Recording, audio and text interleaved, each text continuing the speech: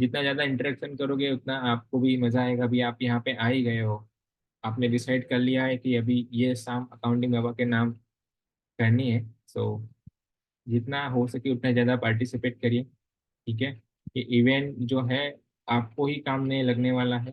जितनी भी चीज़ आप सीखोगे, आई विल रिक्वेस्ट कि आप जो है थोड़ा इम्प्लीमेंट करना। आपके जो सीनियर होंगे, आपके जो कंसल्टेंट होंगे, उन सबके साथ आप डिस्कस कर सकते हो, ठीक है, ताकि उससे आपका बेनिफिट मैक्सिमम होगा। ठीक है, सिर्फ सुनने से, ज्ञान लेने से कुछ फायदा नहीं होगा, आपको ज्ञान का फिर इम्प्लीमेंटेशन भी करना पड़ेगा। Alright, fine, okay. हम लोग 5 मिनट के अंदर इवेंट स्टार्ट करेंगे। 5 मिनट्स के अंदर इवेंट स्टार्ट करेंगे। आपकी अगर इवेंट से कुछ एक्सपेक्टेशंस हो तो भी आप कमेंट बॉक्स के अंदर शेयर कर सकते हो। इवेंट से कुछ एक्सपेक्टेशंस हो कि सर कोई पर्टिकुलर लैंग्वेज के अंदर प्रेफरेंस हो, वैसे हम लोग हिंदी और इंग्लिश का मिक्स करने वाले हैं। आपका कुछ प्रेफरेंस हो लैंग्वेज के रिलेटेड, इवेंट के रिलेटेड, या फिर देर इज, अगर ये टॉपिक के अराउंड कुछ क्वेश्चंस हो तो आप अभी भी डाल सकते हो कमेंट बॉक्स के अंदर। Okay, is there anyone from Surat, मतलब सूरत और अहमदाबाद के अलावा से कोई सिटी से है तो आप कमेंट बॉक्स में डाल सकते हो। So we have around 30 participants as of now, and we will be starting event in next 5 minutes. Alright, हम लोग वेट करेंगे और 5 मिनट का, और then we will start. But please share your feedback. आप कहाँ से हो, आप क्या काम कर रहे हो, आपकी इवेंट से कुछ एक्सपेक्टेशंस हो, कुछ क्वेश्चंस हो, तो आप कर सकते हो। I need work from home accounts related. Okay, work from home की अपॉर्चुनिटीज कम आती है, but there are very few opportunities. For example, हम लोग अभी हमारे रिसेंट एक ओपनिंग की बात करें तो एक ओपनिंग थी, लो रेंज की ओपनिंग थी, एंट्री लेवल की वर्क फ्रॉम होम की जॉब थी, but we have received more than 900 applications. So there are large, मतलब वहाँ पे सप्लाई ज़्यादा है, डिमांड कम है, वैसा है। सो अनटिल अनलेस आप वर्क फ्रॉम ऑफिस ना कर सको, आप वर्क फ्रॉम होम प्रेफर ना करोगे तो अच्छा है, बिकॉज वहाँ पे कंपटीशन बहुत ज़्यादा है। All right, we have more than 35 participants as of now. जो नए पार्टिसिपेंट्स आए हैं, आई विल रिक्वेस्ट देम कि आप कहाँ से हो और आपका नाम क्या है। Please put it in the comment box, and try करना कि जितना मैक्सिमम पार्टिसिपेशन कर सको उतना आपको ही मज़ा आएगा। Let's utilize this 1 hour at maximum. आपने एक एक घंटा अकाउंटिंग बाबा के इवेंट को देने का डिसाइड कर लिया है, तो वी विल मेक श्योर कि हमारे अंश तो हम लोग ट्राई करेंगे कि मैक्सिमम आपको वैल्यू मिले, जिससे आप अपने करियर के अंदर भी अपस्किल हो सको, आप आपके सीनियर के साथ भी प्रॉपर बराबरी से बात कर सके। मोस्टली क्या होता है कि कंपनी में सीनियर लोग सिखाते नहीं, ठीक है ना, तो अपने को भी बोल लेना कि भाई हम लोग सीख के आए हैं ऑलरेडी अकाउंटिंग वालों के पास, तो आप फ्री में सीख सकते हो, ठीक है। Perfect. So let's start. I think it's 7:30 sharp, तो हम लोग इवेंट में स्टार्ट करते हैं। नेक्स्ट 5 मिनट्स में भी लोग ज्वाइन करेंगे, बट हम लोग का इंट्रोडक्शन स्टार्ट कर देते हैं सो दैट हम लोग टाइम के ऊपर इवेंट को कंप्लीट कर पाए। We have around 40 participants as of now, but let's start the event, and जैसे जैसे लोग ज्वाइन होते जाएंगे हम लोग उनका वेलकम करते जाएंगे। Alright, perfect, fine. Once again मैं आपका फॉर्मली वेलकम करता हूँ। आप सबका तहे दिल से धन्यवाद कि आपने ये हसीन शाम को आपने डिसाइड किया कि यार मेरे को घर पे बैठ के आराम नहीं करना है, मैं घर पे बैठ के सीखूंगा। So big congratulations to you. आज का टॉपिक आप सबको पता है कि जीएसटी के ईयर एंड के क्या क्या एस्पेक्ट्स हैं, वो हम लोग डिस्कस करने वाले हैं। एज अ अकाउंटेंट क्या क्या चीज़ें आपको ध्यान में रखनी है। ये मार्च महीना खत्म होने वाला है, 31 मार्च इज अ लास्ट डेट, ठीक है। तो आपको जीएसटी को ध्यान में रख के क्या क्या चेंजेस करने हैं, ये चेंजेस, ये सजेशंस आप आपके सीनियर को भी बता सकते हो, ठीक है। या तो फिर आप आपके सर के साथ भी डिस्कस कर सकते हो कि सर अपने ये कर सकते हैं, सर क्या ये चीज़ हम लोगों ने की है, तो he will also get impress, he और she will also get impress. तो वहाँ पे आप आपका यूटिलाइज कर सकते हो स्किल्स का, और अकॉर्डिंगली वो आपसे इम्प्रेस हो गए तो अल्टीमेटली आपको सैलरी हाइक धीरे धीरे मांग सकते हो। ठीक है, आज का event presented by accounting Baba and today speaker is CA Himanshu Gupta. Let's kick start the event. मैं ज़्यादा टाइम नहीं लूंगा, मैं थोड़ा ब्रीफ कर देता हूँ अकाउंटिंग बाबा के बारे में, मेरे बारे में, और स्पीकर का इंट्रोडक्शन के बाद we will start the event. Accounting Baba mostly आप सबको पता ही है कि मेजोरिटी हमारा 3 सिटी के अंदर प्रेजेंस है। सूरत जो हमारा हेड ऑफिस है, अहमदाबाद के अंदर भी we do have branch office, और हमारा तीसरा ब्रांच जो है वो दुबई में है। तो आप लोगों ने भी देखा होगा कि मेजोरिटी हमारी जो जॉब्स होती है वो या तो सूरत, अहमदाबाद या फिर दुबई में होती है। इंडिया के बाहर भी जॉब्स होते हैं या फिर ये 2 सिटी के अलावा भी जॉब्स होती है, बट कंपेरेटिवली परसेंटेज वाइज कम होती है। तो अगर आप ये सिटी में रहते हो तो अकाउंटिंग बाबा के साथ आप जुड़ोगे तो आपका वैसे भी फायदा होगा, नॉलेज के अंदर भी और करियर के अंदर भी। मैं पर्सनली अकाउंटिंग बाबा के अंदर रिक्रूटमेंट देखता हूँ। वैसे अकाउंटिंग बाबा 2 टाइप का काम करता है। नंबर 1 रिक्रूटमेंट करता है, मतलब आप लोगों ने देखा ही होगा कि हमारी वेबसाइट है accountingbaба.com। कंपनी के पास जो भी रिक्वायरमेंट आती है हम उसके ऊपर काम करते हैं। Based upon date without any charge हम लोग जो है वो कैंडिडेट्स को प्रोसेस करते हैं। ठीक है, तो वो रिक्रूटमेंट का पार्ट हो गया। मैं पर्सनली रिक्रूटमेंट के अंदर ज़्यादा पर्सनली इन्वॉल्व हूँ। आप लोगों ने भी मेरे ख्याल से कभी ना कभी accountingbaба.com के ऊपर जाके, वेबसाइट के ऊपर जाके, या फिर हमारे व्हाट्सएप के ग्रुप के थ्रू कहीं ना कहीं अप्लाई किया होगा और मेरे लेवल तक एप्लीकेशन आई होगी तो मैंने भी आपके साथ बात की होगी। तो अगर आपको ये 3 सिटीज़ के अंदर जॉब चाहिए, डेफिनेटली हमारे सेपरेट ग्रुप्स हैं सूरत, अहमदाबाद और दुबई के, आप लोग हमारे साथ कनेक्ट कर सकते हो। उसके बाद में हमारा दूसरा जो लेग है वो है ट्रेनिंग का। ट्रेनिंग का पर्पस, स्टार्ट करने का पर्पस हमारा अर्निंग का नहीं था, बट जो कैंडिडेट्स हमारे पास जॉब के लिए आ रहे थे उनकी स्किल्स वर्सेस मार्केट में जो रिक्वायरमेंट है उसके बीच में ह्यूज डिफरेंस था।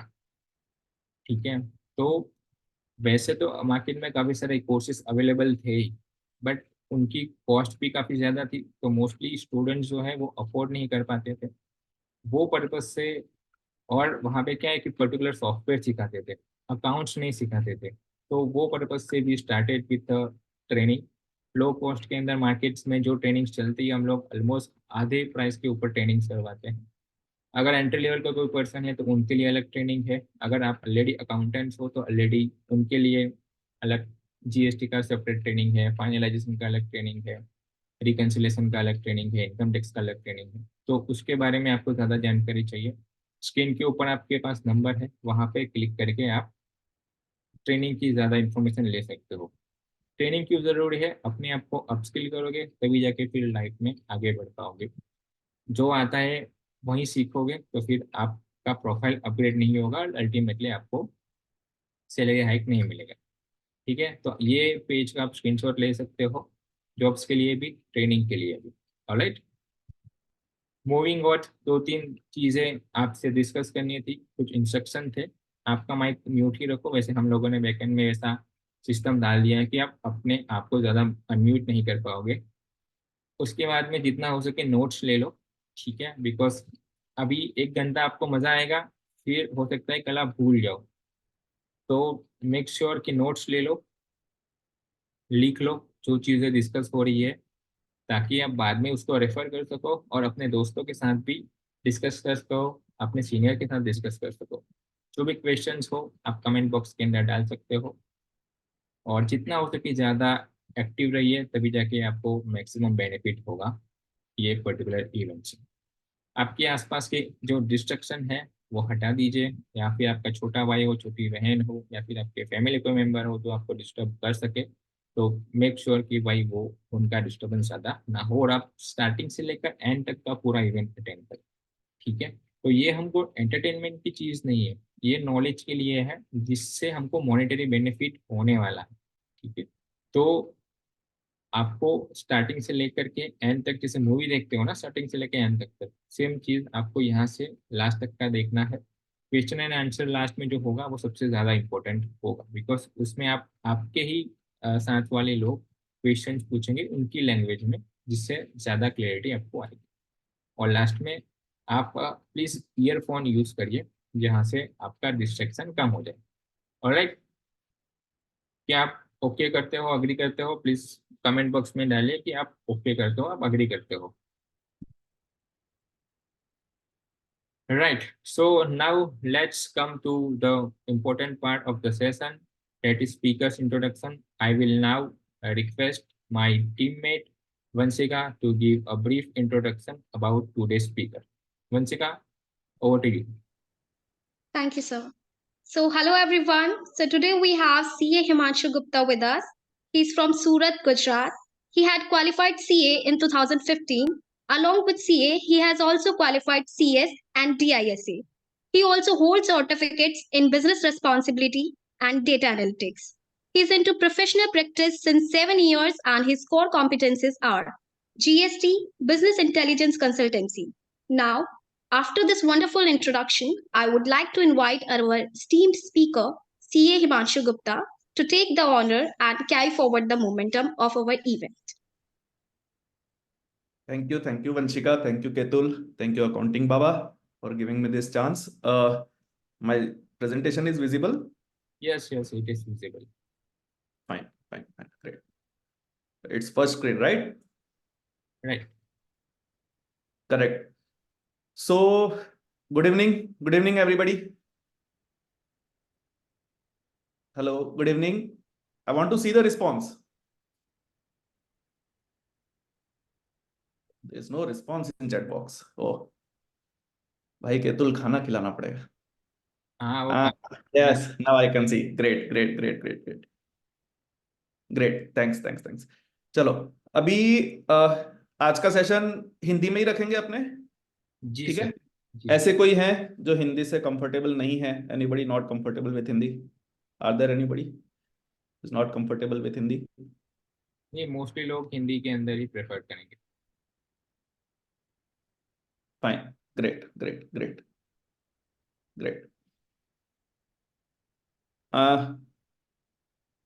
ये थीम या ये जो स्क्रीन पे आपको दिख रहा है, एक तो टॉपिक दिख रहा है, वो अच्छी बात है. उसके साथ कुछ और नोटिस कर रहे हैं आप? कुछ थोड़ा सा रिलेवेंट? शायद मैंने कलर्स और थीम आज ऐसा रखा है कि अभी होली आ रही है, थोड़ा होली की याद दिलाते हुए, थोड़े होली के रंग में रंगते हुए हम लोग आज का ये प्रोग्राम या सेमिनार करेंगे. थोड़ा लर्निंग, थोड़ा एंटरटेनमेंट, या बेसिकली इंटरेक्शन रखेंगे. सो बिफोर वी स्टार्ट, एक कस्टमरी डिस्क्लेमर और कुछ इंस्ट्रक्शंस वो देखते हैं. एक तो ये मेरा बहुत ही पर्सनल ओपिनियन है. आपको कोई भी डिसीजन लेना है या कोई भी बिजनेस एक्शन लेना है तो प्लीज अपने लीगल कंसल्टेंट से मिले, उसका ओपिनियन ले, उसके बाद ही कोई डिसीजन ले. और दूसरा कि ये हम टारगेट करेंगे, कोशिश करेंगे कि ये हमारा ऑलमोस्ट 1 घंटे का सेशन रहेगा. मैं अपना स्पीड इंक्रीज या डिक्रीज करता रहूँगा. आप लोग ग्रुप में जिस हिसाब से पोस्ट करेंगे, जिस हिसाब से रिस्पॉन्ड करेंगे, उस हिसाब से. आपके स्क्रीन पे नीचे चैट बॉक्स आ रहा है. केतुल, जी sir. I think somebody is messing up with the screen. ठीक है, I'll take care of this. वो कुछ कर रहे हैं वो मेरे ख्याल से स्क्रीन के साथ.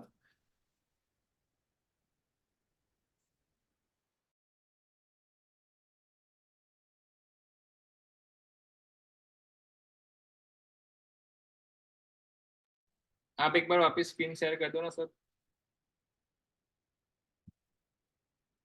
आई विल रिक्वेस्ट कि यार कोई स्क्रीन के साथ छेड़खानी ना करो, क्योंकि आप जो कर रहे हो वो सबको दिख रहा है. तो आई विल अगेन रिक्वेस्ट.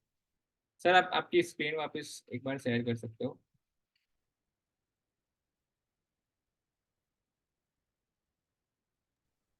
मेरा स्क्रीन अभी शेयर नहीं हो रहा है ना? नहीं सर, आप एक बार वापस कर लो. ऑप्शन ही नहीं आ रहा है. एक second, just.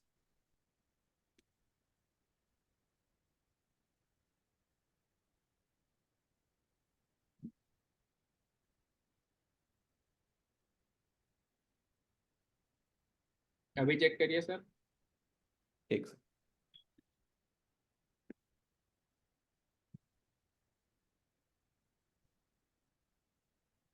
Just give us a 2 minutes.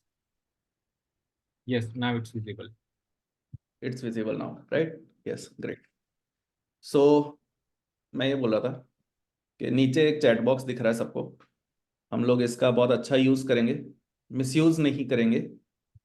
सो आप रैंडमली कुछ भी पोस्ट करेंगे, कहीं भी पोस्ट करेंगे, शायद मैं रिलेट कर पाऊँ, बीच में ले पाऊँ, नहीं ले पाऊँ, कि तो अगेन इट्स हैपनिंग। ठीक है, आप सर कंटिन्यू करें, मैं वो हाँ। क्लियर कर दूँ। सो मैं कुछ भी पूछूं उसके करस्पॉन्डिंग यस नो आप चैट बॉक्स में आंसर करें, और कभी जब क्वेरीज का टाइम आएगा क्वेरीज पूछेंगे, अभी अपने क्वेरीज नोट करते जाएं, एंड में जब क्वेरीज का टाइम आएगा हम क्वेरीज भी लेंगे। ठीक है, स्टार्ट करें? सब जी रेडी हैं? सब रेडी हैं? यस और नो?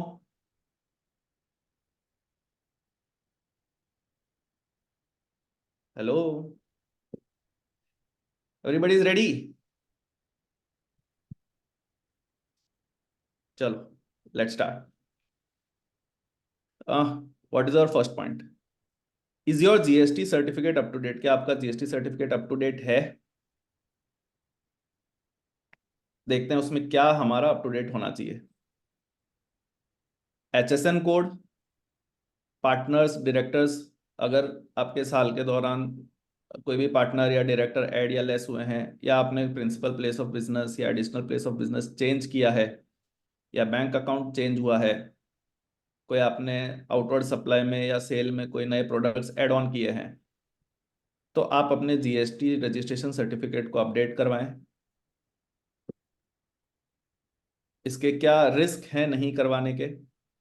अगर आप जीएसटी रजिस्ट्रेशन सर्टिफिकेट अपडेट नहीं करवाते हैं, तो सपोज आपका एड्रेस अपडेटेड नहीं है, और कभी भी कोई इंस्पेक्शन या विजिट या फिजिकल वेरिफिकेशन जीएसटी डिपार्टमेंट के द्वारा की जाती है, और वो आपके एड्रेस जो रजिस्टर्ड एड्रेस है वहां जाते हैं, ये आपके लिए एक प्रॉब्लम क्रिएट कर सकता है, क्योंकि वहां पर आपका ऑफिस है ही नहीं, आप ऑलरेडी अपना एड्रेस चेंज कर चुके हैं। So this can be a reason for notices और समन्स कि भाई आप एक फेक एंटिटी हैं, आपका रजिस्टर्ड एड्रेस पे कोई प्रेजेंस नहीं है। सो this can be a big problem. So this is one thing. आप आईटीसी क्लेम कर रहे हैं, आपके नए एड्रेस पे इनवॉइसेस आ रहे हैं, लेकिन जीएसटी में आपका पुराना एड्रेस रजिस्टर्ड है। इसका मतलब ये हुआ कि आप जो भी स्टॉक परचेज कर रहे हैं, जो भी सर्विसेज ले रहे हैं, वो सब अनरजिस्टर्ड एड्रेस पे जा रहा है।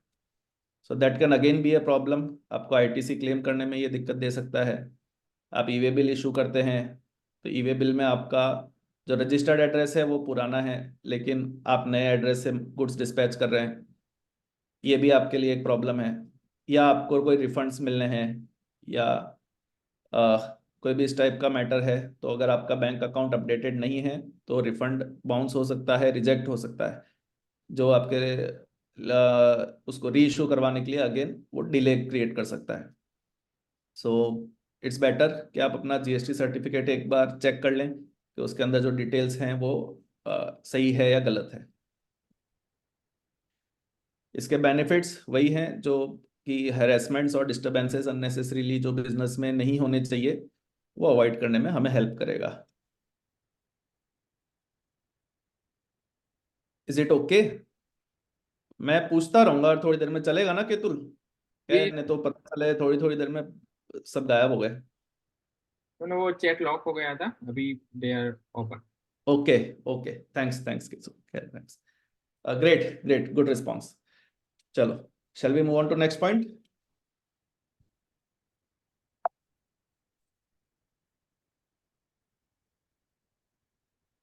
GSTR 1 versus GSTR 3B versus e invoice versus e way bill versus book data. 5 चीजें यहां पर मैंने लिखी है। GSTR 1, video not available. Sir चल रहा है, आप कंटिन्यू रखिए। जीएसटीआर 1 होता है सेल्स के लिए, GSTR 3B जो होती है समराइज रिटर्न, ये सबको आइडिया है, ई इनवॉइस, ई वे बिल, बुक डेटा सबको पता है। क्यों जरूरी है ये मैच करना, देखेंगे। पहले इसमें क्या इंपॉर्टेंट है, पहले हम लोग वो समझते हैं। एक तो 5 करोड़ से ऊपर अगर किसी भी प्रीसीडिंग फाइनेंशियल ईयर में आपका 2017-18 से लेकर अभी तक में किसी भी साल में अगर आपका टर्नओवर 5 करोड़ से ऊपर है तो आपके लिए ई इनवॉइस मैंडेटरी है। प्लीज इसका ध्यान रखना, बहुत बड़ी प्रॉब्लम हो सकती है आपको।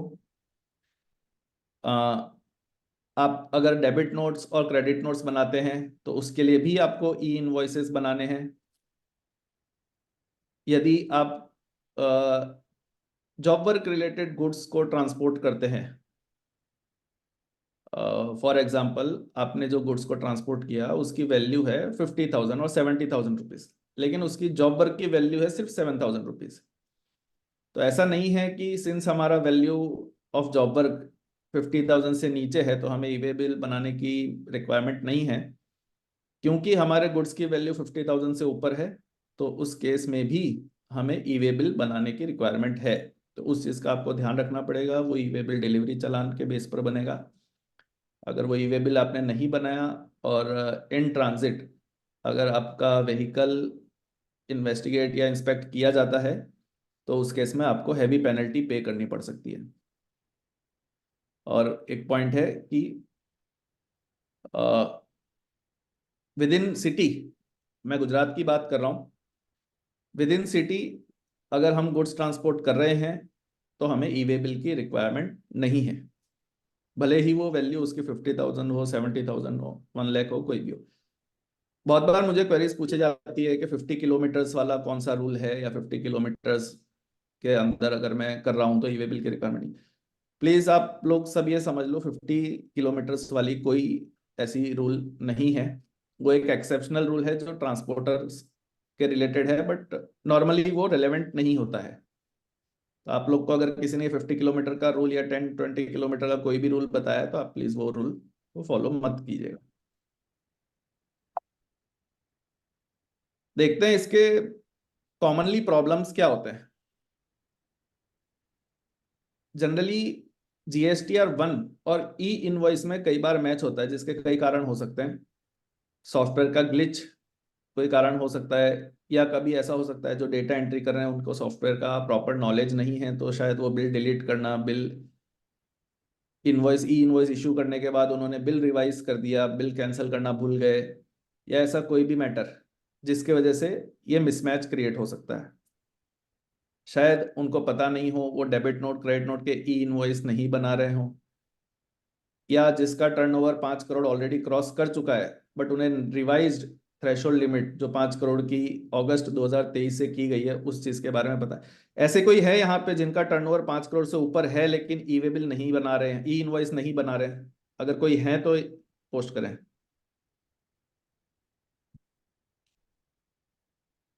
यस। अरे ओ हो, बहुत सारे रिस्पॉन्स आ रहे हैं। सर आपका टर्नओवर अगर 5 करोड़ के ऊपर है और अगर आप B2B सप्लाई कर रहे हैं, B2C में ई वे बिल एप्लीकेबल नहीं है, लेकिन आप अगर एक इनवॉइस भी अगर आप B2B बनाते हैं, आपका टोटल टर्नओवर 5 करोड़ के ऊपर प्रीसीडिंग ईयर में है और आपने एक इनवॉइस भी अगर B2B बनाया है तो उसमें आपको ई वे बिल ई इनवॉइस की रिक्वायरमेंट है, ई इनवॉइस एप्लीकेबल है, तो प्लीज आप उसका ध्यान रखो। अच्छा, ई इनवॉइस कितने लोग बना रहे हैं बताएंगे? अरे एक जन ने तो ये भी कहा नोटिस भी मिल गया डिपार्टमेंट से, बढ़िया। ई इनवॉइस कितने लोग जनरेट कर रहे हैं? यस यस करके।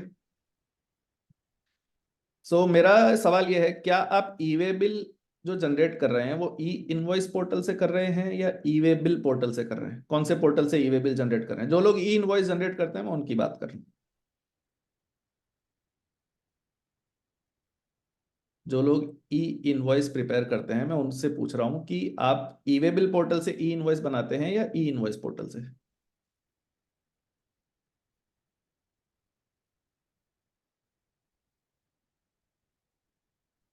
मेजोरिटी लोगों के आंसर हैं ई वे बिल पोर्टल, कुछ कुछ सिलेक्टेड लोगों ने बोला है ई इनवॉइस पोर्टल से बनाते हैं।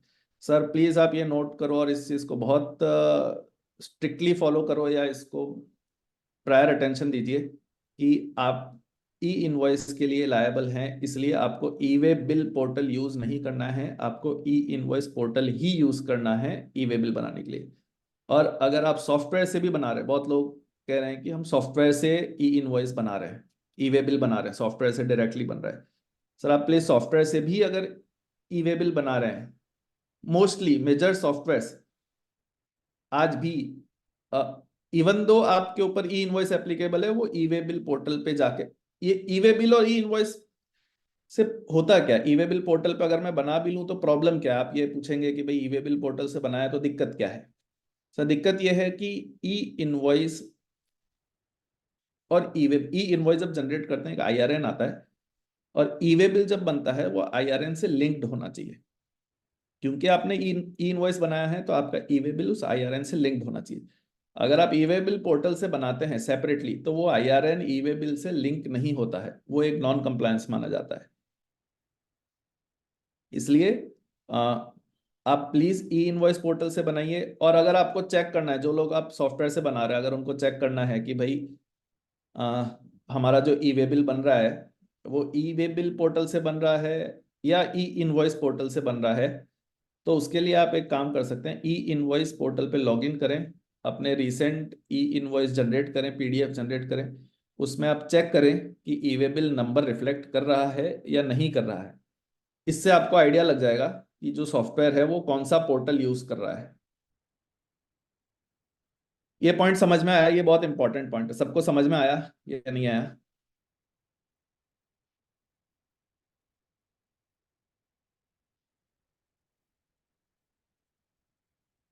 Good, good, good, great.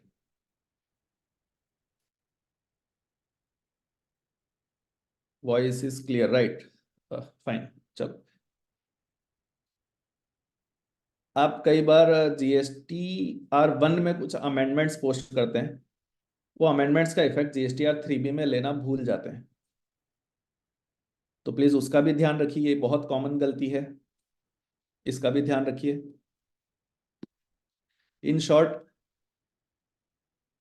फिर से देखते हैं कि हम कर क्या रहे हैं। GSTR1 में सबसे पहले हम स्टार्ट करते हैं P&L से, कि भाई हमारे प्रॉफिट एंड लॉस अकाउंट में सपोज 100 रुपए की सेल दिख रही है, ओवरऑल 100 रुपए की इनकम दिख रही है। बुक डेटा में जो लेजर्स या रजिस्टर्स बोलते हैं हम, सेल रजिस्टर्स, क्या वो सेल रजिस्टर P&L से मैच हो रहा है? थर्ड, क्या ई वे बिल का जो रिपोर्ट जनरेट हो रहा है वो ई वे बिल रिपोर्ट और बुक डेटा में अगर कोई डिफरेंस है तो वो डिफरेंस एक्सप्लेन्ड है, वैलिड है या इनवैलिड है, वो चेक करें। फोर्थ, ई इनवॉइस की रिपोर्ट जनरेट करो, उसको वेरीफाई करो। और फिफ्थ और सिक्स्थ GSTR3B और GSTR1, इनको भी आप चेक करो। ये आपको सॉफ्टवेयर से इजीली पॉसिबल है, आपके जो कंसल्टेंट्स हैं आप उनसे बात करें, सॉफ्टवेयर में इजीली पॉसिबल है। अगर GSTR1 में कोई डिफरेंस है, 3B में कोई डिफरेंस है, ई इनवॉइस में कोई भी डिफरेंस है, ये रेक्टिफाइबल है। ई वे बिल में अगर कोई डिफरेंस है तो वो रेक्टिफाइबल नहीं है। ई इनवॉइस में भी अगर डिफरेंस है तो रेक्टिफाई आप एज मॉडिफाई तो नहीं कर सकते, आपको डेबिट नोट या क्रेडिट नोट रेस करके उसको न्यूट्रलाइज करना पड़ेगा, और GSTR1 को करस्पॉन्डिंगली अमेंड करना पड़ेगा। इससे होगा ये कि फ्यूचर में GST एनुअल रिटर्न फाइल करते टाइम या डिपार्टमेंट से अगर कभी GST ऑडिट आती है तो उस टाइम आपको अपने GST रिटर्न्स, ई इनवॉइस, ई वे बिल को अपने बुक्स डेटा और P&L डेटा से मैच करवाने में दिक्कत नहीं आएगी, क्योंकि वो एक्सरसाइज आप आज ऑलरेडी कर चुके हो। उस दिन अगर आप मैच नहीं करवा पाए, भले ही आपका सब मैच है लेकिन आप उस दिन कोई पॉइंट्स याद नहीं है, उस वजह से आप मैच नहीं करवा पाए, उस दिन आपको इंटरेस्ट पेनल्टी के साथ टैक्स अमाउंट भी पे करना पड़ेगा, उस दिन वो बहुत हैवी लगेगा। सो इससे अच्छा है, थोड़ा टाइम लगेगा, ये एक्टिविटी आज ही कर लें, मेजॉरिटी चीज़ें रेक्टिफाइबल है, अमेंडेबल है, उसको आज ही ठीक कर लें तो फ्यूचर में आपको वो दिक्कत नहीं आएगी।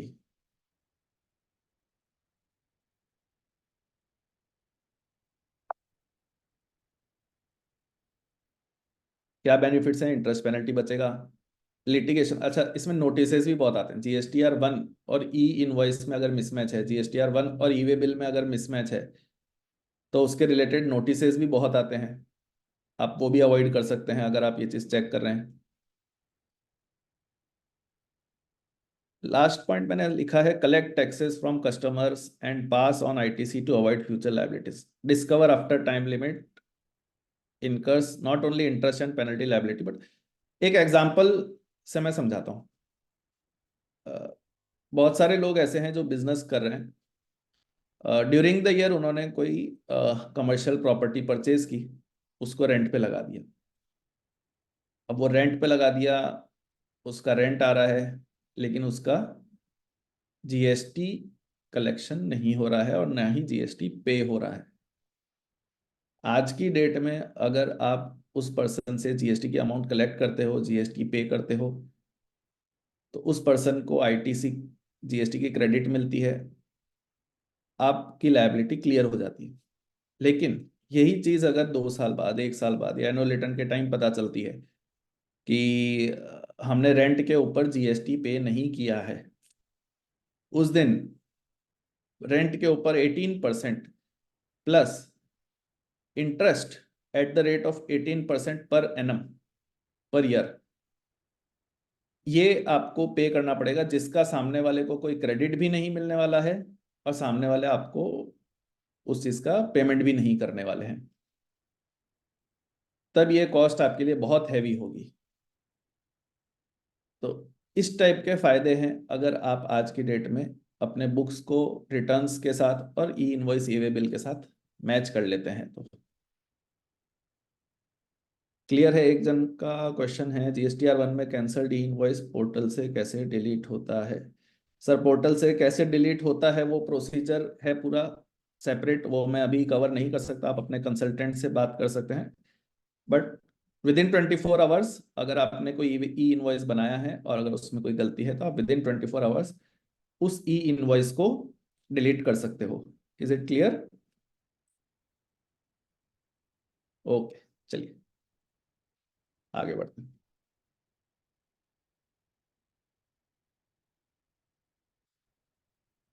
तीन टुकड़ों में पढ़ते हैं। Have all eligible ITC been claimed? क्या हमने हमारी पूरी एलिजिबल आईटीसी क्लेम कर ली है?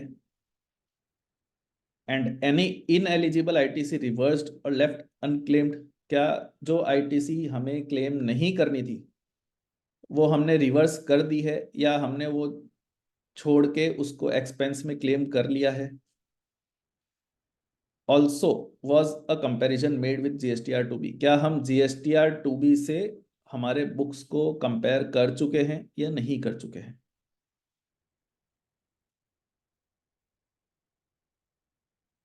तीन चीजें हैं।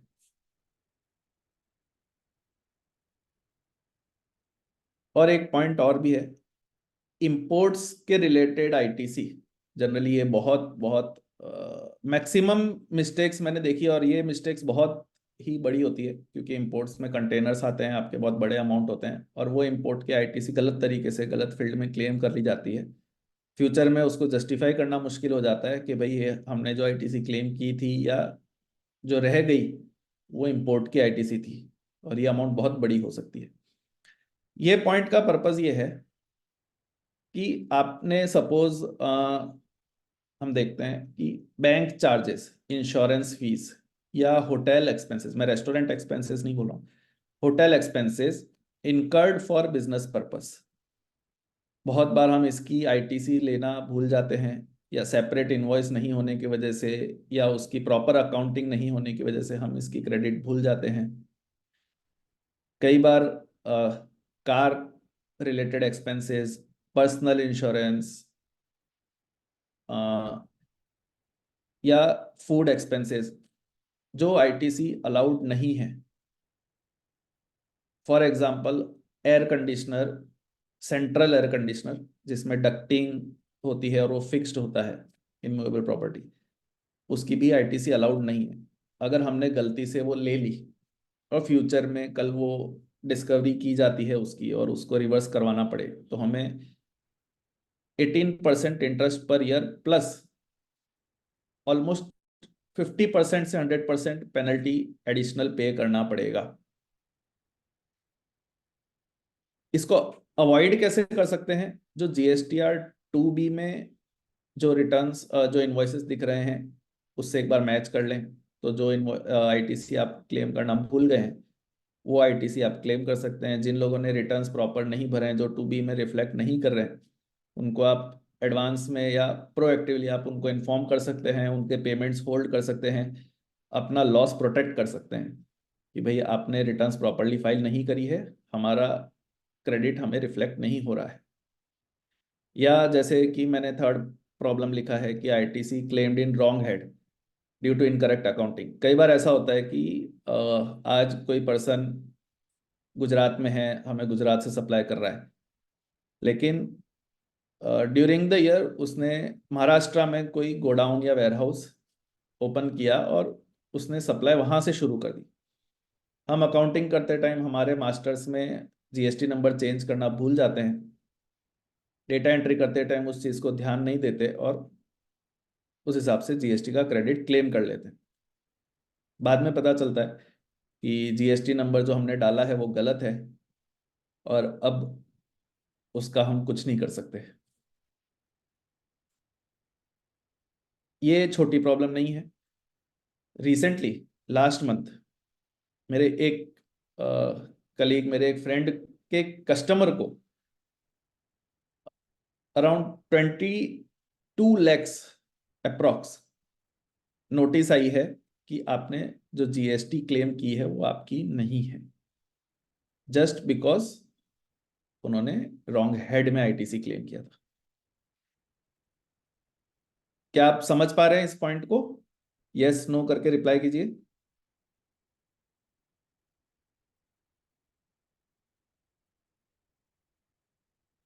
Great great.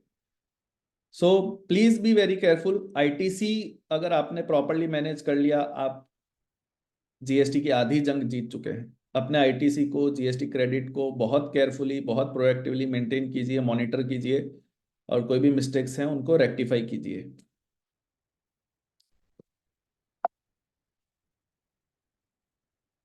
बेनिफिट्स इसके, आईटीसी लॉस नहीं होगा अगर आपने टाइमली आइडेंटिफाई कर लिया। जैसे कि मैंने बताया आपको जीएसटीआर 2B से आपको पता चल जाएगा कि भाई कोई बैंक की क्रेडिट है या इस टाइप की कोई क्रेडिट है जो आपने क्लेम नहीं करी है, वो आप टाइम पे क्लेम कर सकते हैं। या फिर आपने अगर कोई गलत आईटीसी क्लेम कर ली है या इनएक्यूरेट आईटीसी क्लेम की है या अनमैच्ड आईटीसी क्लेम की है, तो उसके ऊपर इंटरेस्ट और पेनल्टी अवॉइड कर सकते हैं अगर आप टाइम पे वॉलेंटरीली उसको रिवर्स करते हैं। ठीक है, कोई क्वेरी इस पॉइंट में किसी को?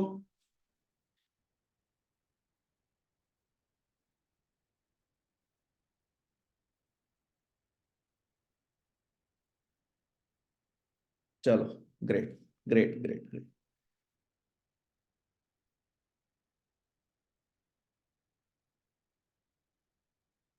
Verify compliance with the 1% rule if monthly turnover exceeds ₹50 lakhs.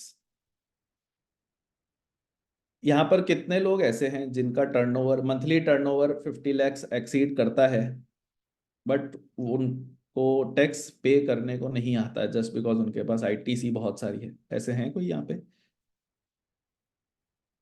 Okay. और वो रिफंड क्लेम नहीं कर रहे हैं। अगर आपके पास एक्स्ट्रा आईटीसी पड़ी है और वो रिफंड क्लेम नहीं, यस करेक्ट। सर आप प्लीज, मैं अपने एक्सपीरियंस और बहुत सारे कलीग्स के साथ डिस्कशन करने के बाद ये चीज बता रहा हूँ।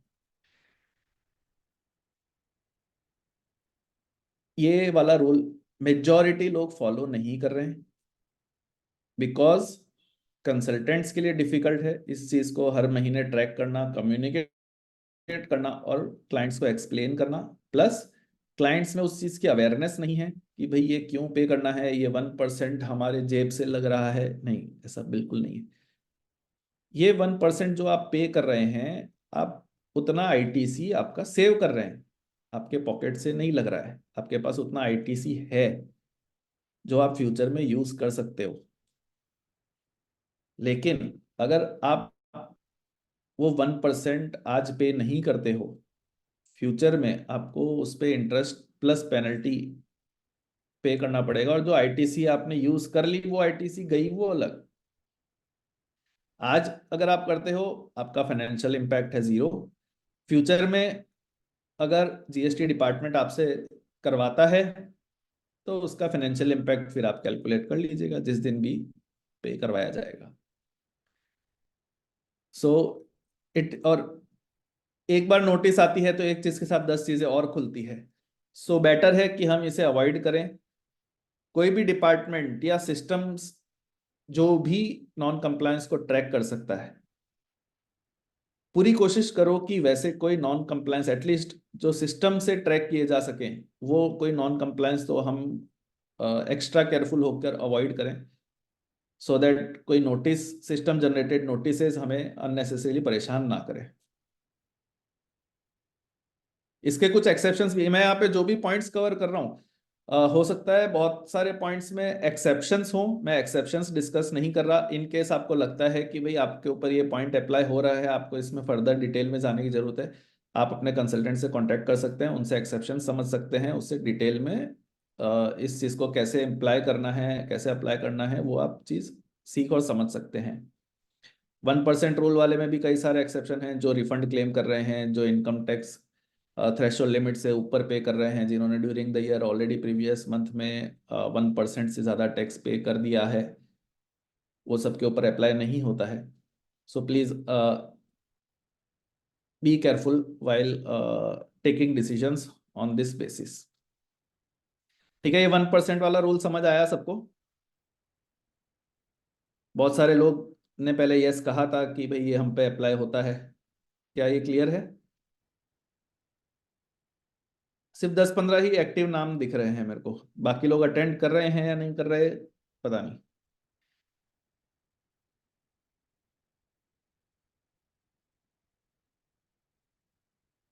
Great great great great great, चलो आगे बढ़ते हैं।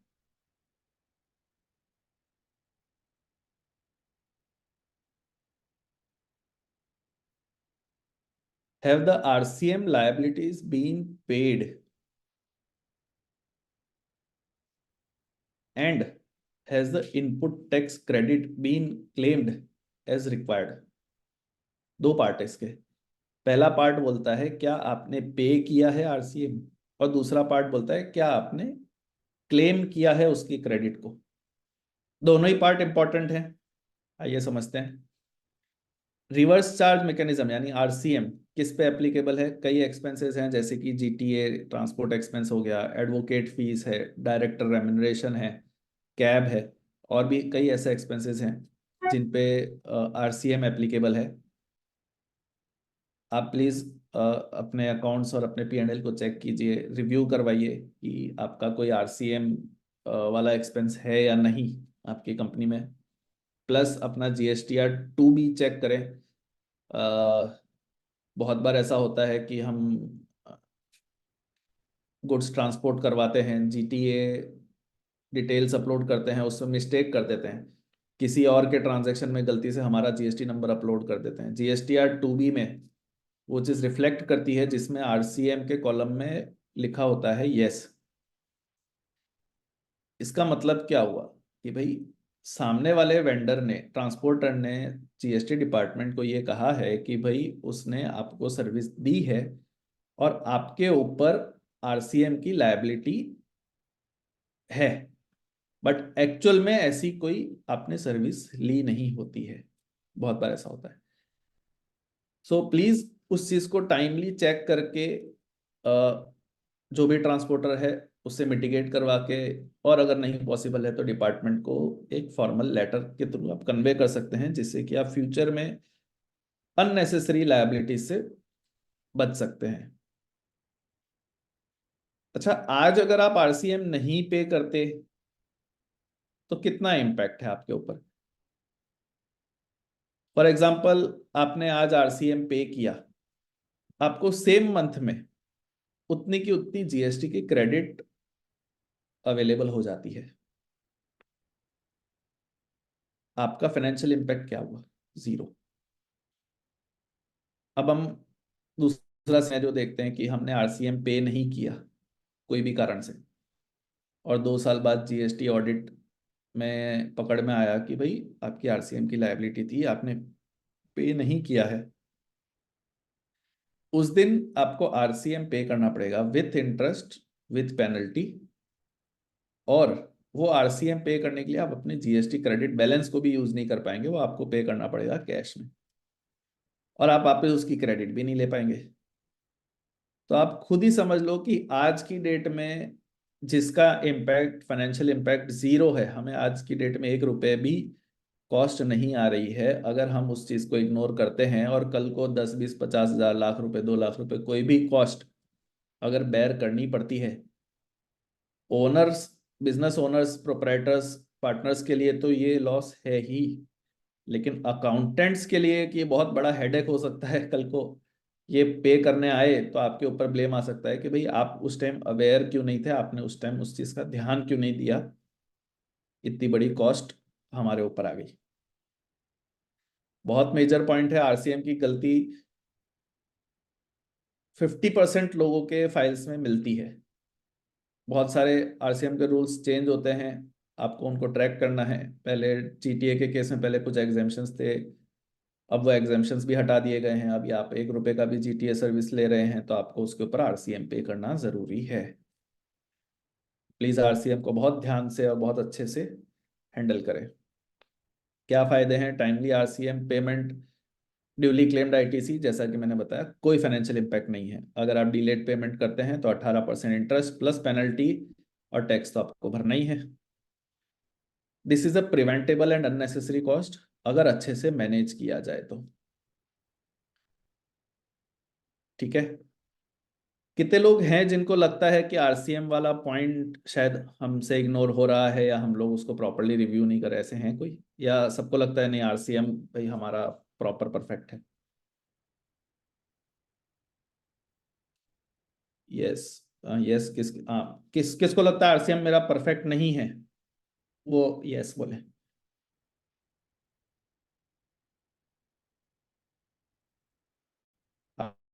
RCM, yes, not perfect RCM.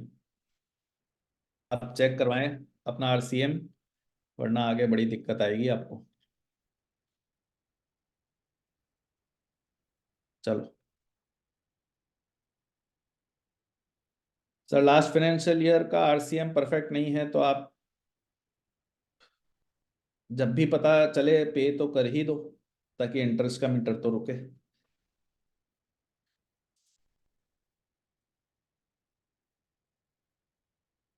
Review HSN classification code, tax rate and claimed exemptions for accuracy. ये पॉइंट मैंने क्यों डाला भाई? आदमी जो माल 2018 में बेच रहा था वही 20 में बेच रहा है, वही 22 में बेच रहा है, वही 23 में बेच रहा है। ये वाले पॉइंट को क्यों हमें ध्यान देना है या क्यों जरूरी है? देखो, कोई भी प्रोविजन का एक बेसिक फंडा है जीएसटी के बेस पे जो टिका हुआ है, कि आपको जीएसटी जो भी पे करनी है वो आपको अपने क्लाइंट से कलेक्ट करनी है और गवर्नमेंट को पे करनी है, जिसका सामने वाले को जीएसटी क्रेडिट अवेलेबल होता है। ठीक है, आप आज टाइम पे अगर पे कर रहे हो तो आपको सामने वाले से पैसा मिल जाता है, आप सरकार को दे देते हो, सरकार उनको क्रेडिट दे देती है। नेट फाइनेंशियल इंपैक्ट इसका होता है 0। लेकिन अगर टाइम लिमिट निकल गई, जो सपोज फाइनेंशियल ईयर 23-24 की टाइम लिमिट है सितंबर 2024, अगर वो डेट निकल गई या अब अक्टूबर हो गई, उसके बाद अगर आप कोई भी टैक्स पे करते हो जो रिलेटेड टू 2023-24 है, जो आपसे छूट गया था, क्या आपके क्लाइंट्स को उसकी जीएसटी क्रेडिट मिलेगी? यस या नो? यस या नो?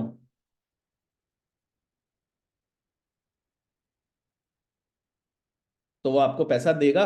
अगर नहीं मिलेगी, अगर जीएसटी क्रेडिट अवेलेबल नहीं है, तो वो पैसा मिलेगा आपको? वो देगा आपको पैसा?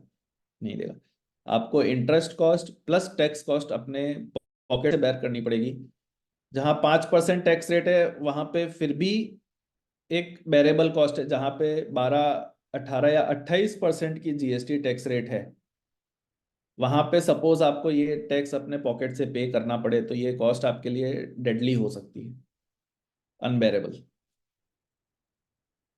मैं आपको एग्जांपल से बताता हूँ। ये जो लोग टेक्सटाइल्स से बिलोंग करते हैं वो शायद रिलेट कर पाएंगे। अभी इस साल जरी में बहुत कंफ्यूजन हुआ, अग्री करते हैं लोग, रिलेट कर पा रहे? जरी का कंफ्यूजन किसको पता है? यस करके बताओ। जरी में जो भी इस साल सब कार्यक्रम हुआ है किसको पता है? गणेश चतुर्थी में जरी जरी हो गया था सब, बस एक जन का ही ऐसा है, बाकी सबको नहीं पता जरी का क्या मैटर है।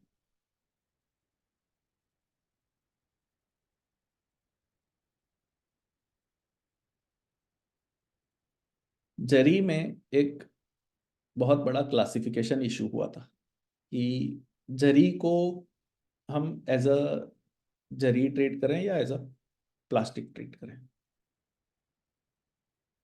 इसके वजह से बहुत लोगों में कंफ्यूजन हुआ, कई लोगों ने अलग अलग ओपिनियन लिए, फिर गवर्नमेंट का क्लैरिफिकेशन आया, रिफंड्स के रिलेटेड बातें शुरू हुई, पूरा इंडस्ट्री डिसरप्ट हो गया। सो ऐसा कोई भी अपडेट आता है, अगर आप उस इंडस्ट्री में प्रॉपरली इन्वॉल्व हैं, आपको पता चल गया, आपने प्रॉपर डिसीजन ले लिया, ठीक है। कई बार ऐसा होता है कि क्लैरिफिकेशन नहीं होने की वजह से हम लोग इमीडिएट प्रॉपर डिसीजन नहीं ले पाते हैं, लेकिन 3 महीने 6 महीने बाद जब मार्केट सेटल होता है, इंडस्ट्री सेटल होती है, गवर्नमेंट से क्लैरिफिकेशन आते हैं, प्लीज़ आप उस चीज़ को एक बार रिव्यू करें। इवन दो आपको लग रहा है कि भाई हाँ हम प्रॉपर चल रहे हैं, फिर भी अपने कंसल्टेंट से, अपने कलीग्स या जो आपके इंडस्ट्री के आपके कॉम्पिटिटर्स या सपोर्टर्स हैं, उनसे आप बात करें, एक बार डिस्कस करें कि भाई हम करंटली ये प्रैक्टिस फॉलो कर रहे हैं, क्या ये प्रैक्टिस सही है या गलत है। क्लासिफिकेशन के बेस पे बहुत बार एग्जेम्पशंस भी क्लेम करते हैं, कई एग्जेम्पशंस होते हैं जो हम क्लेम। लहंगा और साड़ी में भी बहुत लोगों को नोटिस आए हैं। साड़ी में लगता है जीएसटी 5% और लहंगा में 12%। बहुत लोग लहंगा में साड़ी वाला HSN कोड यूज करके गुड्स सेल कर रहे थे। जब नोटिस आई, पूरी सेल के ऊपर 7% यानी 12 - 5 7% differential tax plus interest plus penalty.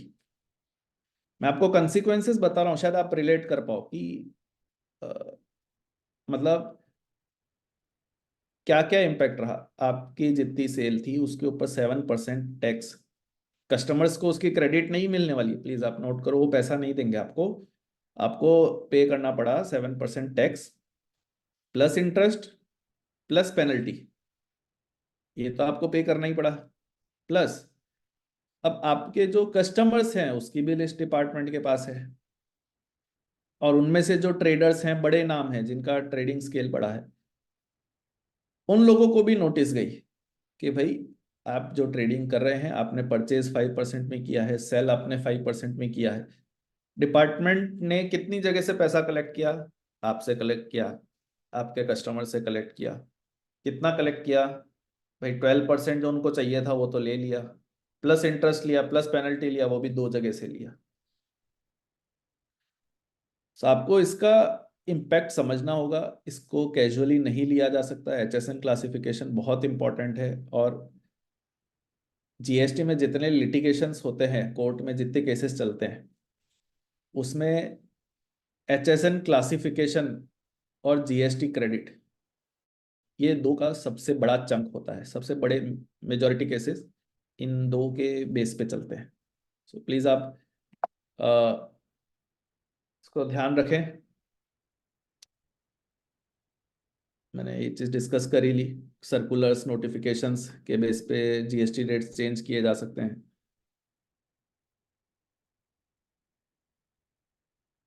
चलिए आप अपने सीए से बात कीजिए अगर उसने नहीं बताया तो।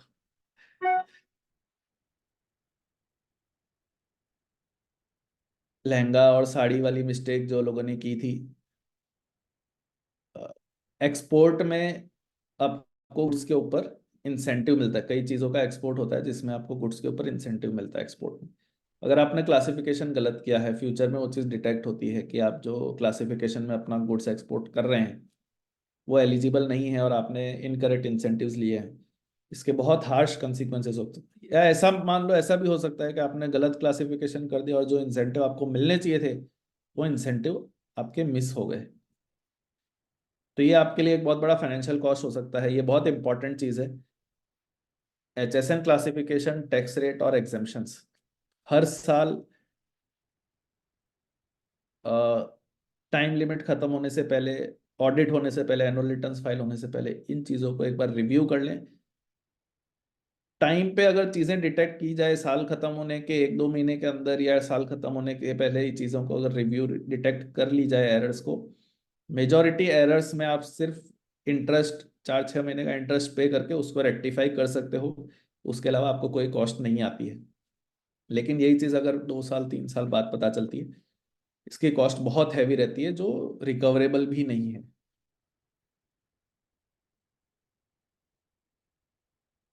सर सीए को पता होना चाहिए, वो सीए से आप डिस्कस करोगे तो सीए भी बताएगा, आप भी नहीं पूछोगे तो उसके पास तो बहुत सारे इंडस्ट्री के क्लाइंट्स होंगे, तो एक बार आप उनसे भी पूछ सकते हैं कि भाई हमारे इंडस्ट्री में ऐसा कुछ चल रहा था या चल रहा है या नहीं है।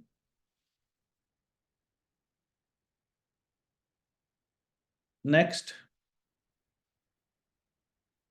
आईटीसी अच्छा, यहाँ पे ऐसे कितने लोग हैं जिनका क्रेडिटर्स का पेमेंट साइकिल 180 डेज से ज़्यादा है, जो अपने क्रेडिटर्स को नॉर्मली 200-300 दिन में पे करते हैं?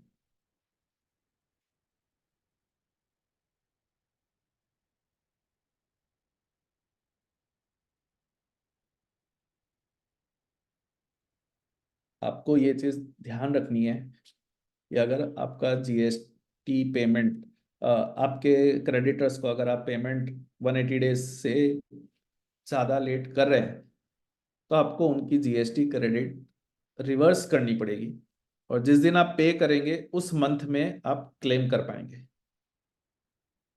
अगेन इसका भी कंसिक्वेंस वही है, टाइम पे करेंगे तो कोई इंटरेस्ट पेनल्टी नहीं है, टाइम पे नहीं करेंगे तो टैक्स के साथ इंटरेस्ट और पेनल्टी का भी इम्पैक्ट आपको बेयर करना पड़ेगा।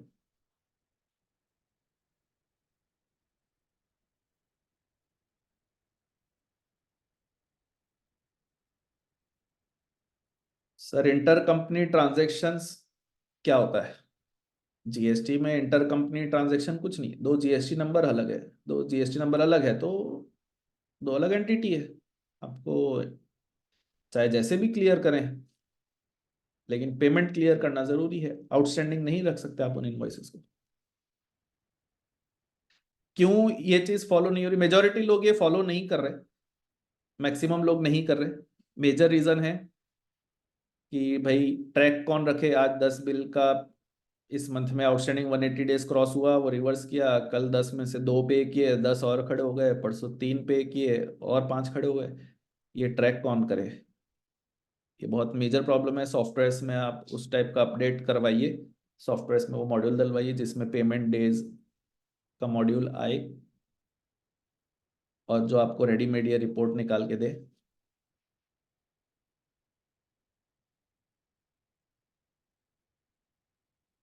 एक रिकॉर्डिंग है इसका, जिनका अभी तक सॉफ्टवेयर उतना इक्विप्ड नहीं है या जो लोग अपने सिस्टम में इतना इक्विप्ड नहीं है, आप एक लमसम अमाउंट एक डिराइव कर सकते हैं कि भाई यूजुअली सपोज मेरा at any point of time या हर महीने 50 लाख के ऐसे क्रेडिटर्स हैं जो 180 डेज एवरेज, 50 लाख के ऐसे क्रेडिटर्स हैं जो मेरा 180 डेज एवरी मंथ क्रॉस कर रहे हैं, और उतने ही मोटा मोटी आपके पेमेंट भी हो रहे होंगे। तो आप क्या कर सकते हैं, वो 50 लाख के ऊपर टैक्स कैलकुलेट कर लो, सपोज 5% है। अब ब्रॉडली वो टैक्स कैलकुलेट करके एटलीस्ट एक लोअर साइड 50 का अगर आपका अमाउंट है तो 25, 30, 45 जितना आप as close as possible derive कर सकते हैं, उतना ही क्रेडिट आप क्लेम कर लो और सामने सामने रिवर्स कर लो। उससे क्या होगा कि आपका नॉन कंप्लायंस जो 100 रुपए पे है वो 100 की जगह कम होके 50, 60 या 70 रुपए पे आपका कंप्लायंस हो जाएगा, और नॉन कंप्लायंस आपका रह जाएगा 10, 20, 25, 30 रुपए के ऊपर। इससे आपके इंटरेस्ट कॉस्ट सब्सटेंशियली कम हो सकती है। सर प्लीज दूसरे टॉपिक्स आप अभी रेज मत करो, डिस्ट्रैक्ट करेंगे सबको। फिलहाल हम 180 डेज की बात कर रहे हैं। क्या आप ये पॉइंट आपको क्लियर हुआ जो मैंने अभी लास्ट चीज एक्सप्लेन की? हाँ या ना में जवाब।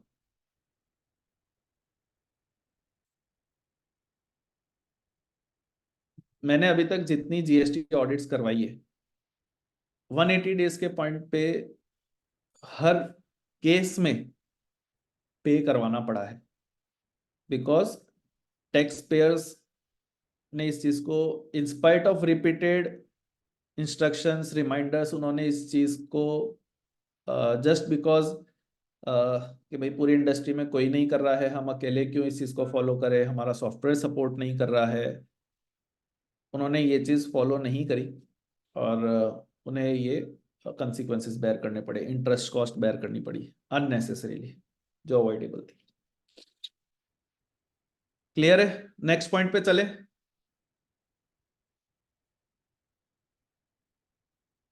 Are we ready for the next point? Yes, no?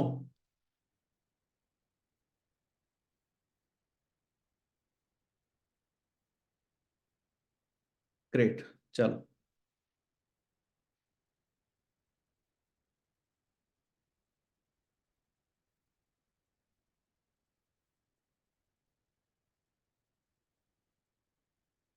Has GST been paid, जो हाईलाइट किए हुए वर्ड्स हैं वो ध्यान से समझना।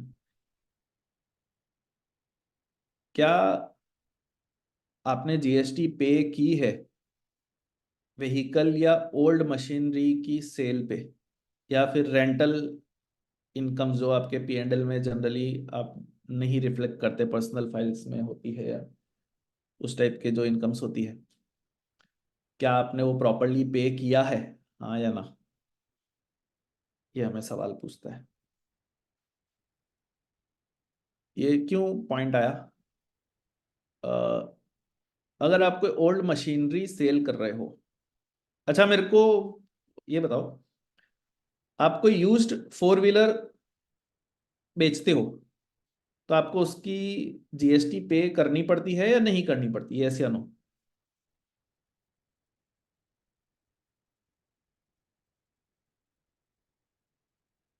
मैं फिर से पूछ रहा हूं, अगर आपने कोई यूज्ड व्हीकल आपने सेल किया है तो क्या आपको उसके ऊपर जीएसटी पे करनी पड़ती है या नहीं?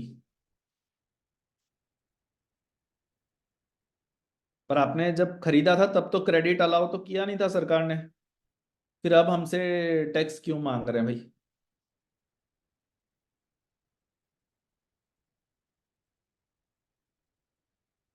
मिक्स्ड रिस्पॉन्स है। अच्छा चलो ठीक है, वो छोड़ो। ये बताओ, मशीनरी अगर कोई यूज्ड मशीनरी है वो बेचते हैं तो आपको जीएसटी पे करनी पड़ती है या नहीं? या चलो ये तो सबको पता होगा पे करनी पड़ती है। किस रेट पे करनी पड़ती है? कोई भी मशीनरी या कैपिटल गुड्स अगर आप सेल करते हैं तो आपको जीएसटी किस रेट पे, क्या टैक्स रेट अप्लाई होता है? ये पता है किसी को?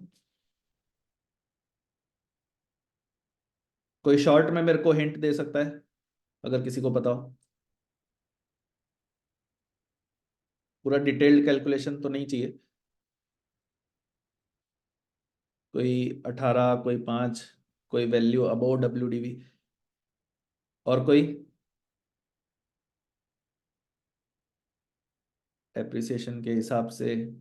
सर आप देखो, मिक्स्ड रिस्पॉन्स है। मैं यही क्वेश्चंस पूछने का पर्पस मेरा ये नहीं है कि आपको कौन यहाँ पे किसको पता है वो जानना मेरा पर्पस नहीं। क्वेश्चन पूछने का मेरा पर्पस ये है कि कितना मिक्स्ड ओपिनियन मार्केट में, इंडस्ट्री में लोगों का है, कितना डिफरेंट ओपिनियन है एक ही चीज को लेकर, एक ही प्रोविजन को लेकर 4 आदमी अलग अलग व्यू लेके बैठे हैं। सर मोटर व्हीकल्स के केस में मैं बता दूं, अगर आपने, आपकी यूज्ड मोटर व्हीकल है, अगर आप व्हीकल के ट्रेडर नहीं हैं, second hand motor vehicle dealer नहीं है, तो आपको generally as per the formula motor vehicles के ऊपर आपको टैक्स पे करने की लायबिलिटी नॉर्मली नहीं आती है। और एक जन ने कहा भी था as per depreciated value WDV, वो मोटर व्हीकल्स के केस में उस चीज को डीप में जा अगर आप को अगर करते हैं तो आपको डीप में जाना रहेगा। दूसरा, जो कैपिटल गुड्स है लाइक मशीनरी, एसी, उस पे आपको यूज्ड लाइफ 5 साल की लाइफ मानी जाती है। आपको कैलकुलेट करना है कि भाई जो मशीनरी की ओरिजिनल एज पर HSN जो टैक्स रेट है वर्सेस जो यूज्ड लाइफ के हिसाब से, जो रिमेनिंग लाइफ के हिसाब से जो ITC अनयूज्ड कही जाती है, उसमें से जो ज़्यादा है वो आपको पे करनी रहती है। प्लीज़ आप ये चीज़ का ध्यान रखना, ये चीज़ चेक करवाना, अदरवाइज फ्यूचर में आपको इसके रिलेटेड दिक्कत आ सकती है। कॉमन प्रॉब्लम, GST का करेक्ट मेथड यूज़ नहीं करते, प्रीवेलिंग टैक्स रेट अप्लाई कर देते हैं instead of proper method. Please इस चीज़ को चेक करो, इससे आपके फ्यूचर इंटरेस्ट पेनल्टीज सेव होंगे। अकाउंटिंग बाबा का प्रॉम्प्ट आ गया है वाइंड अप करने के लिए, मुझसे थोड़ा सा 1-2 पॉइंट हैं, ज़्यादा नहीं है। जॉब वर्क कौन करवाते हैं यहाँ पे? जॉब वर्क कितने लोग कराते हैं?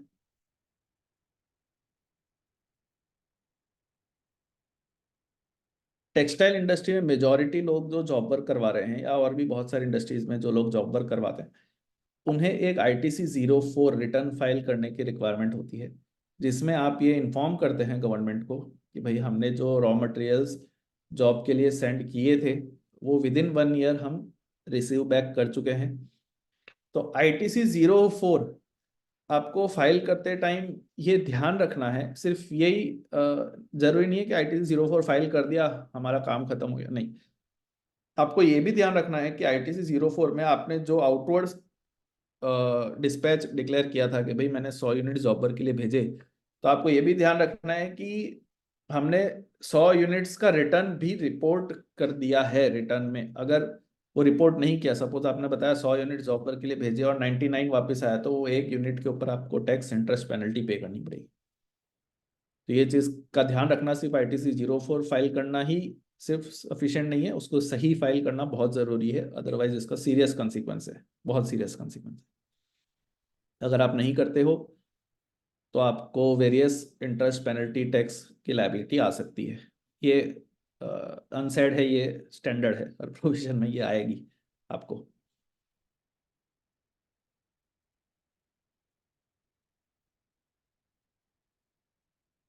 ये शायद सबको अप्लाई नहीं होता होगा। छोटा सा पॉइंट है, अगर आप एक्सपोर्ट करते हैं तो अगर आप without payment of tax export करते हैं तो आपको March for the financial year suppose 24-25 आपको लेटर ऑफ अंडरटेकिंग आपको मार्च में फाइल करनी होगी। अगर आप 24-25 में export without payment of tax करना चाहते हैं तो आपने ऑलरेडी LUT पिछले साल के लिए फाइल कर रखी है तो इस महीने रिन्यू करवा लो, भूलो मत। अदरवाइज अगर आपने कोई एक्सपोर्ट कर दिया LUT में और आप LUT रिन्यू करना भूल गए तो जो टैक्स आपको रिफंड आ सकता था वो उसकी जगह आपको पूरा इंटरेस्ट पेनल्टी के साथ पे करना पड़ेगा।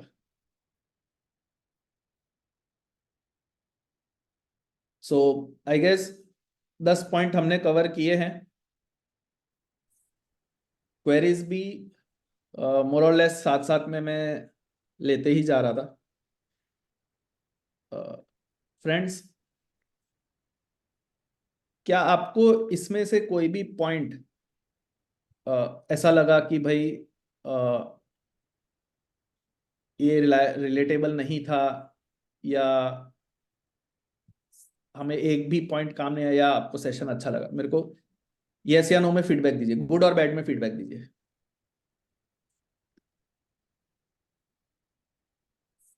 आपका जो भी फीडबैक हो, ऑनेस्ट फीडबैक, प्लीज शेयर करना। Great great great great.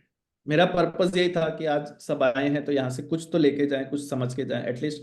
मेरे को कोई इंटरेस्ट नहीं है 50 पॉइंट्स कवर करने में, मेरे को था कि मैं 10 पॉइंट्स कवर करूं, डिटेल में कवर करूं, और एटलीस्ट आप एक पॉइंट भी अगर आप अप्लाई कर पाए तो ये आपका पूरा सेशन वसूल हो जाएगा। मेरे पास आप मानोगे नहीं, मेरे पास और भी पॉइंट्स थे, मैंने बचा के रखे थे कि अगर हमारे पास टाइम होता तो हम शायद ये ऐसे पॉइंट्स हैं जो सबको अप्लाई नहीं होते, ये बहुत रेयरली अप्लाई होते हैं लोगों को, लेकिन ये भी इंपॉर्टेंट पॉइंट्स हैं। एनीवेज, इसके लिए हम केतुल नेक्स्ट सेशन कभी फिर कभी प्लान करेंगे। 100%। ठीक है, आपके जो भी फीडबैक हो मैं गूगल के लिंक भी शेयर कर दूंगा, प्लीज। एक चीज और मेरे को फीडबैक में केतुल इनसे चाहिए।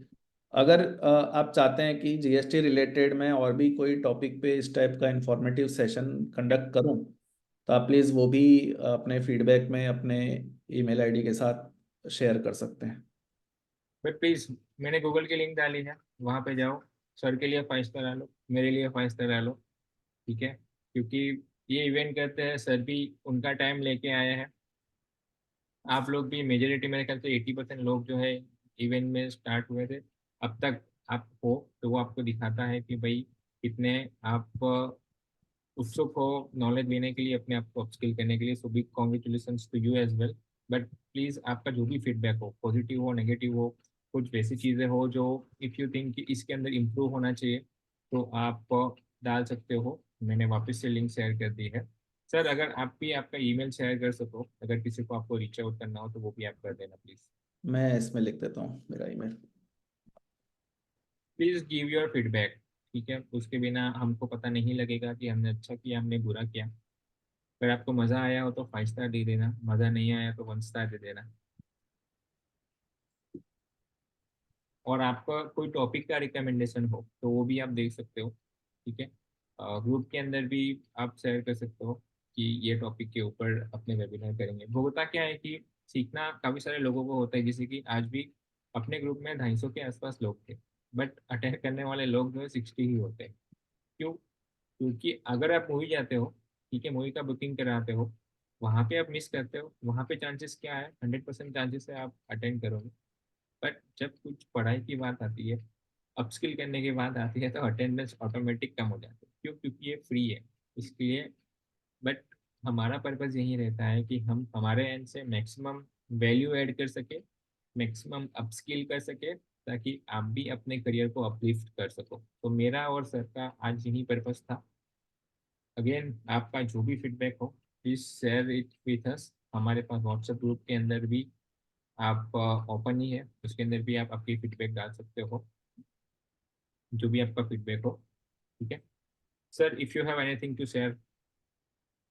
बस I just want to say thank you to all the people who have attended. It's like 60 people हैं सपोज, तो into 1 hour 60 hours I got to make something fruitful.